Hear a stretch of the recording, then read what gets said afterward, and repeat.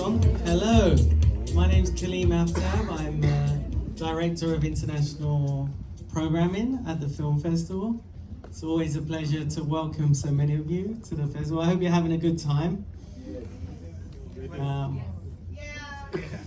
Tonight, we'd always like to thank our sponsors. So we have Vox, where you are now, NBC Group and Neon, our principal sponsors to thank. We're going to have a very special event today.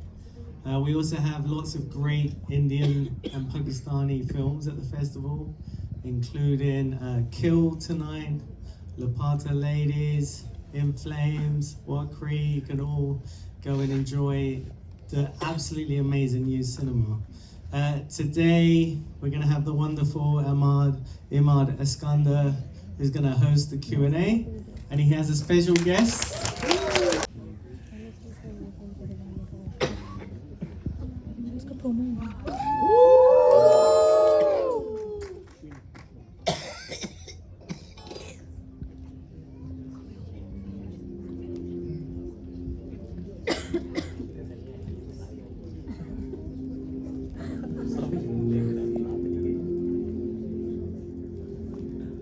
What you are seeing and hearing right now is nothing but a dream.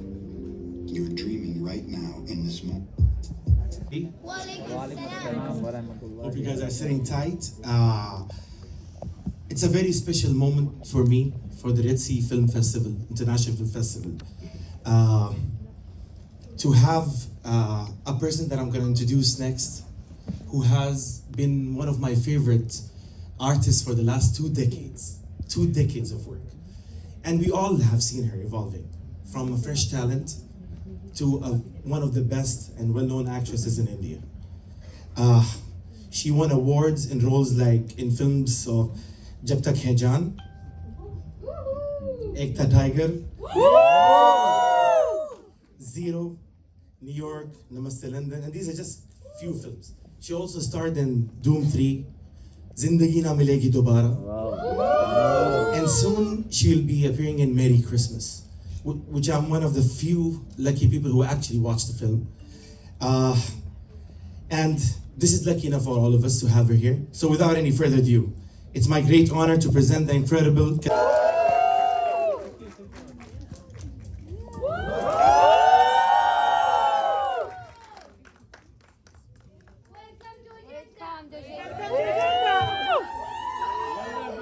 Katrina, I love you. I love you too. Katrina, I love you. You all love her, otherwise you wouldn't be here. You all love her. You look beautiful. Hey, Bobby doll. She's gorgeous. Firstly, have I got this? You can see it. You can see how Jeddah is happy. Like everybody is happy to see you. And I'm very, very happy to be here. Very happy to be here. This is my first time, and it's a absolutely beautiful place. And everyone I've met so far, the entire Red Sea team, have been so phenomenal and so welcoming, and have made our time here so wonderful. That's awesome. Better time to come. Much more to plan. You know what? Let's start with something that you have in common with the Saudis. You come from a big family. Yes. So how is it growing up among a big family? Noisy, very noisy. 6 girls, so you can imagine what that's like. A lot of fighting over the mirror space, fighting over hairbrushes, fighting over combs. But one thing we're all really good at is braiding each other's hair because we all had this long hair. And but yeah, amazing. I think my sisters became like my support system, like my family. We're almost like we're an insular unit that you don't really need anyone else. Of course, people are welcome, but when it's like us together, it feels complete. Nothing beats family. Nothing beats family. I remember when I was getting married, which is now coming up on our 2nd wedding anniversary.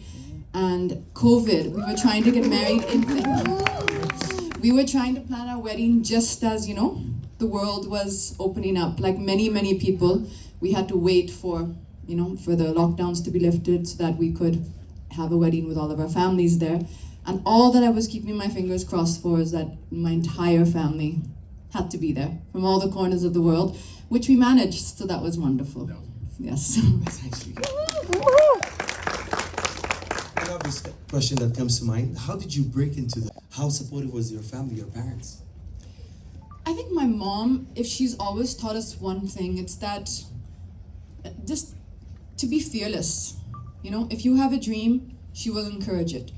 She will always encourage us. She will never be that person saying, are you sure? What if it doesn't work? She will never be a naysayer or try and tell you the possibilities, the whatnots. She'll always encourage you and think, what if? What if it happens? What if you fulfill your dream? You make it there. And that's what life is all about, right? Those beautiful moments, us feeling satisfied, us feeling like we are following our heart's passion. So when I first came and I first started out in the industry, my actual ambition was to be a model. At that time, my idols were Madhu Sapre. Many of you might be knowing her, of course, Malaika Arora. These were the models of that time. And I just was thought that, this was the path that I wished to get into. And from there, very quickly, I moved into cinema. And when I moved into cinema, I knew that I had found my calling. I had found a place that to me felt like I had come home and that this is where I belonged. And then it was, an incredible journey. Yeah, you found your apple. Yes. You played in so many films, so many different characters. What makes you choose these films? What is the trigger? I think it's that X factor. I always feel like there is no formula to choosing a script. There's no formula to making a hit film. It is all instinct. I feel that everything that you see on cinema, when you're up there on the big screen, it's connect to connect.